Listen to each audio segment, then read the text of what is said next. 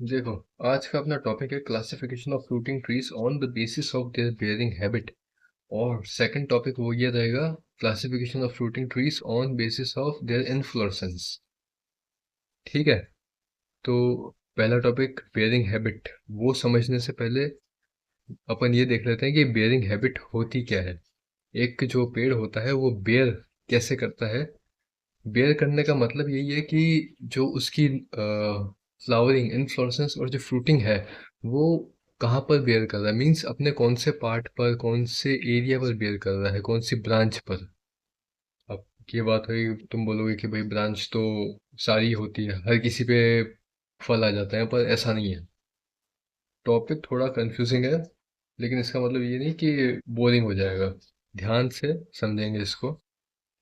Suppose करो कि ये एक पेड़ है, ठीक है, कोई सा भी पेड़ मान लो फिलहाल।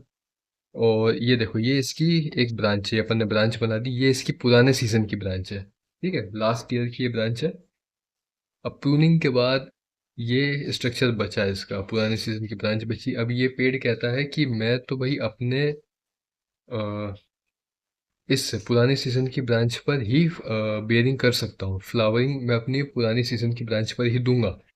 तो क्या होता है कि एक फ्रूट बड ये निकालता है, या तो अपने ये टिप के पोर्शन से, इसको टर्मिनल पोर्शन भी कहते हैं, या तो इसने फ्रूट बड यहाँ से निकाल दी, टर्मिनल पोर्शन पे निकाल दी ऐसे, सॉरी टर्मिनल पोर्शन,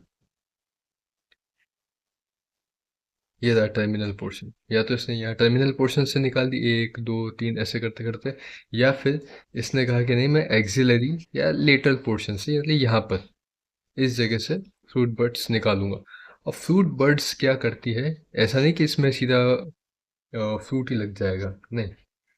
ये एक ऐसी शूट आगे जाके निकालेगी अपने से, जिसके ऊपर या तो ये लीव्स हार्नेस करेगी, या इसमें इन्फ्लोरेसेंस भी आ सकता है, या इसमें इन्फ्लोरेसेंस के बाद, पॉलिनेशन के बाद फ्रूटिंग भी आ सकती है। ठीक है, ऐसी बहुत सारी बर्ड्स होंगी यहाँ यहाँ यहाँ यहाँ, समझ लो। ठीक। अब ये तो हुई इस पेड़ की बात। अब सपोज करो एक और पेड़ है, ये पेड़ नंबर सेकंड मान लो। इसने कहा कि नहीं भाई, मैं तो इतना सक्षम नहीं हूँ कि मैं अपनी पुरानी ब्रांचेस पे फ्रूट बेयर कर लूँ। मैं अपनी नए सीजन की branch, means recent current season की ब्रांच पर ही फ्रूट बेयर करूँगा। तो ये मान लो ये करंट सीजन की ब्रांच होगी। ठीक है। अब बात फिर वही आ जाती है, या तो जो फ्रूट बड है वो टिप पर आएगी, मींस टर्मिनल पोर्शन पर, या जो फ्रूट बड है वो आएगी एक्सिलरी या लेटरल पोर्शन पर। ठीक है। बाद में वही सिस्टम है, सीन वही रहेगा कि जो ये फ्रूट बड है ना, ये एक ऐसी शूट बेयर करेगी जो लीफी हो सकती है, विदाउट लीव्स भी हो सकती है। इसके ऊपर इन्फ्लोरेसेंस आ भी सकता है, और बाई चांस किसी ए बायोटिक या बायोटिक स्ट्रेस की वजह से वो खाली भी रह सकती है। ठीक। अब ये तो हुई बेयरिंग हैबिट नॉर्मली। एक एक चीज रह गई, एक जो पेड़ है ये बोलता है कि भाई नहीं, मैं तो दोनों ही चीज़ों से खुश नहीं हूँ, या फिर मुझे दोनों ही चीज़ें चाहिए। तो ये मिक्स्ड बेयरिंग करते हैं। कुछ पेड़ ऐसे होते हैं जिनके कुछ स्पेसिफिक नहीं रहता है कुछ इनका, मीन्स ये कभी टर्मिनल भी कर सकते हैं, लेटरल भी कर सकते हैं, ये ओल्ड सीजन न्यू सीजन इनका सब चलता है। ठीक है। चल, ये तीन तरह के पेड़ों की बात हो गई। अब अपन आ जाते हैं नोट्स पर। ये ठीक है। ये नोट्स जो हैं, हैंड रिटन नोट्स है। और सोर्स आउट, जो सोर्स है वो रहेगा एसेंस ऑफ हॉर्टिकल्चर या फिर Indian agricultural statistic research institute की साइट। आप दोनों पे जाके पता कर सकते हैं, दोनों एक अच्छे जेन्युइन प्लेटफॉर्म्स हैं। तो ये क्या होता है बेसिकली, हमें जो सारी चीज़ें हैं ना वो एक जगह नहीं मिलती, इसलिए जो कन्फ्यूजन क्रिएट होती है उसकी वजह से हम एग्ज़ाम में गलत मार्किंग कराते हैं या गलत ऑप्शन क्लिक कराते हैं। पर थोड़ा सा ध्यान देने पर हम डिफरेंशिएट कर पाएंगे कि कौन सा फ्रूट कौन सा ट्री कहाँ पर अपनी कौन से एरिया पर बेयर करता है। ठीक है, इसके लिए आपको रटने की ज़रूरत नहीं पड़ेगी, एक बार बस इसको ध्यान से पढ़ते हैं और समझते हैं। तो पहला पॉइंट ये क्या कह रहा है कि fruit bud born terminally and giving rise to inflorescence without leaves। अब इसी डायग्राम को इमेजिन करना जो पहले अपन ने बनाया था कि जो एक पेड़ है उसमें जो फ्रूट बड निकली। अब ये मत सोचना कि नया सीजन पुराना सीजन, एक बार के लिए इसमें सीजन्स को आप छोड़ दो, नहीं तो कंफ्यूज हो जाओगे। ठीक है, मुझे पता है ये चीज़ आपको सामने दिख रही है, लेकिन एक बार के लिए इसको मत देखो, बस ये देखो। ठीक है, ये एरिया। तो ये क्या कह रहा है कि जो फ्रूट बड है वो टर्मिनली निकल रही है, मीन्स कोई सा भी पेड़ है। ठीक है, ये पेड़ है, ये इसकी ब्रांच है, और यहाँ पे टर्मिनली वो बड निकल रही है। ठीक है, और बाद में वो बड़ी हो रही है, giving rise to inflorescence without leaves. अब उस बर्ड से सीधा ही इन्फ्लोरेसेंस निकल गया, और लीव वो भी बिना लीव्स के, सिर्फ एक गुच्छा निकला। समझ रहे हो बात को। एग्जाम्पल में मैंगो और चेरी देखा, चेरी का हो सकता है तुम लोगों ने फ्लावर्स नहीं देखे हों, लेकिन मैंगो का इन्फ्लोरेसेंस मुझे नहीं लगता कि एग्रीकल्चर में किसी ने भी नहीं देखा होगा। मैंगो का इन्फ्लोरेसेंस बहुत कॉमन है और हर जगह ये एग्जाम्पल दिए जाते हैं इसके। ये एक पेनिकल होता है, इन्फ्लोरेसेंस टाइप इसका मैंगो का पेनिकल होता है। अब ओल्ड सीजन पे बेयर करता है मैंगो, देख ही लिया होगा। सीजन रहने दो फिलहाल। देखो इसकी शूट ने ना तो कोई आगे सो इसकी बड ने ना तो कोई आगे शूट बनाई, ना ही उस पे लीव्स बेयर करी। सिर्फ जो बड निकली उसने एक गुच्छा बनाया फूल इन्फ्लोरेसेंस का, जिसमें बहुत सारे फ्लावर्स थे, और बाद में आगे जाके अगर पॉलिनेशन हुआ तो फ्रूटिंग हो जाए। सेकंड पे आता है। सेकंड क्या कह रहा है, fruit bud born terminally and unfolding to produce leafy shoots which terminate in flower cluster। तो ये क्या कह रहा है कि फ्रूट बड जो आई वो एक ब्रांच के टर्मिनल पोर्शन पे आई, टिप पर आई, बाद में अनफोल्ड हुई। अनफोल्ड मीन्स उस बड का खिलना, वो बड बाद में खिली और उसने एक लीफी शूट बनाई। लीफी शूट बनाई और बाद में आखिर में जाके उसके ऊपर फूलों का गुच्छा आया। टर्मिनेट हुई मतलब उस गुच्छे के बाद वो आगे नहीं बढ़ी, वो गुच्छा आखिरी चीज थी। ठीक है, ये होता है एप्पल में। थर्ड क्या कह रहा है, fruit bud born terminally and unfolding to produce leafy shoot with flower और फ्लावर क्लस्टर। इसमें ये कहना चाह रहा है कि बात सेम हुई ऊपर की तरह, कि जो फ्रूट बड है वो टर्मिनली आई, बाद में खिली, उसने एक लीफी शूट बनाई, और बाद में वो फ्लावर, उस लीफी शूट के ऊपर फ्लावर या फ्लावर का क्लस्टर, फूलों का गुच्छा बेयर हुआ गुआवा में।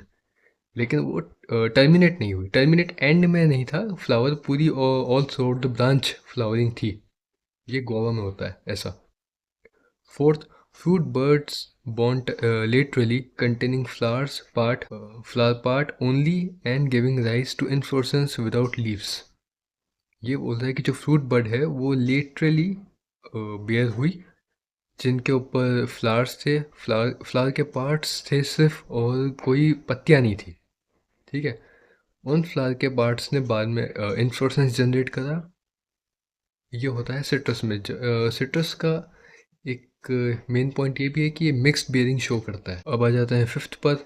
ये कहता है fruit bud born laterally and unfolding to produce leafy shoots terminally in flower cluster. Means इसका जो फ्रूट बड है वो ब्रांच के लेटरल एरियाज पर आई, नई नई नई फ्रूट बड्स, और बाद में उसने खिलकर एक लीफी शूट को जन्म दिया।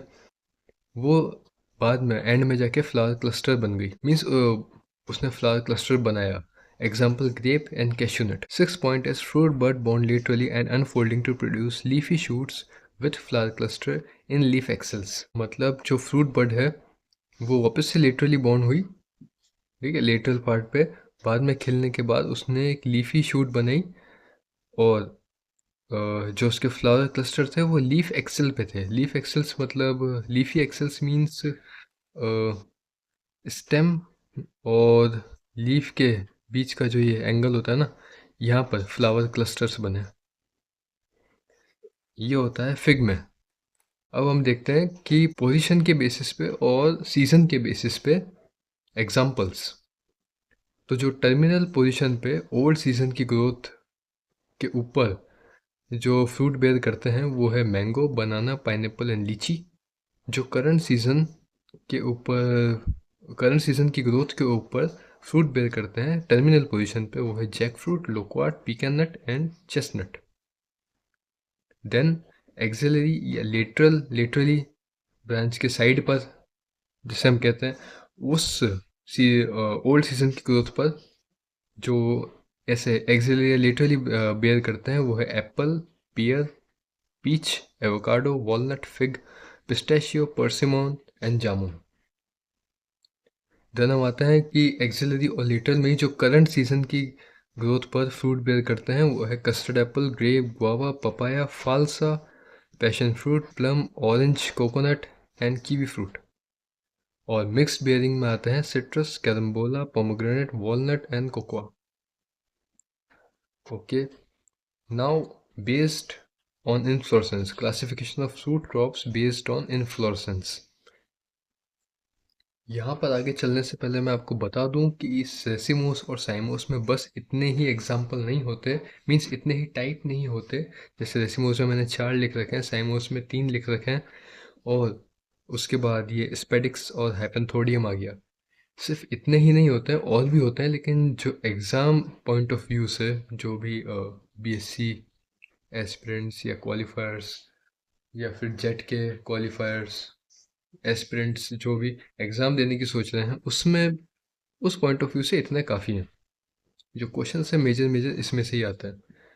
उसके पहले अपन देख लेते हैं कि रेसिमोस और साइमोस का एक थोड़ा सा ओवरव्यू देख लेते हैं। तो देखिए, रेसिमोस का मेन ग्रोइंग पैटर्न होता है ना, वो इनडेफिनेट होता है, मीन्स इसमें ग्रोथ आगे से आगे चलती रहती है।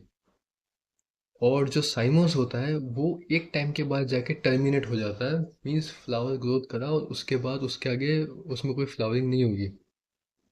ठीक है, बाद में नई ब्रांच निकलेगी, फिर वहां से फ्लावरिंग होगी। पर रेसिमोस में ऐसा नहीं है, एक के बाद एक फ्लावर्स चलते ही जाते हैं, चलते ही जाते हैं। एक गया, फ्लावरिंग हुई, उसने फ्रूटिंग करी तो ठीक, नहीं तो फिर दूसरा आ जाएगा उसकी जगह, ये चलेगा। ठीक है, इसी वजह से साइमोस में नंबर ऑफ फ्लावर भी डेफाइनाइट होते हैं और रेसिमोस में इनडेफाइनाइट होते हैं। अब रेसिमोस पे पहले आता है, अपन ये देखते हैं सॉलिटरी, रेसिन, कैटकिन और कोरिम्बोस।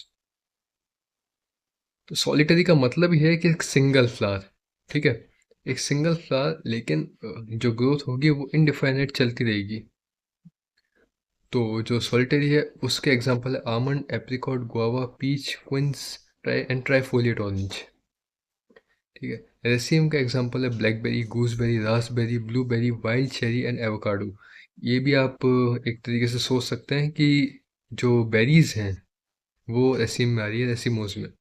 कैटकिन भी कई बार पूछा गया एग्जाम में, चेस्टनट, मलबेरी इंपॉर्टेंट, पीकन नट, वॉलनट।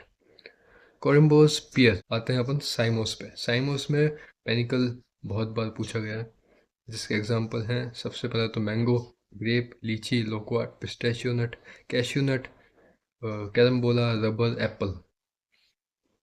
इसमें भी सॉलिटरी आता है, पर इसका सॉलिटरी और रेसिमोस के सॉलिटरी में बहुत ज़मीन आसमान का फ़र्क है। हो सकेगा तो मैं बाद में इनकी फ़ोटोज़ दे दूंगा, या आप खुद भी सर्च कर सकते हैं। ठीक, इसमें सिट्रस, पपाया, परसिमन, फाल्सा, सपोटा, स्ट्रॉबेरी। बाद में फेसिकल में बेर, cherry, plum, sweet orange. Spadix भी बहुत इम्पोर्टेंट एक इन्फ्लोरेसेंस टाइप है, क्योंकि इसके भी बनाना और ये एग्जांपल्स जो है वो कई बार एग्ज़ाम में देखे गए हैं। Banana, date palm, coconut, areca nut, oil palm, palmyra palm. Then hypanthodium, example fig. अगर आपको इसके अलावा कोई डाउट हो इसमें या फिर कहीं समझने में दिक्कत हुई हो तो कमेंट सेक्शन में बताइएगा। Thank you.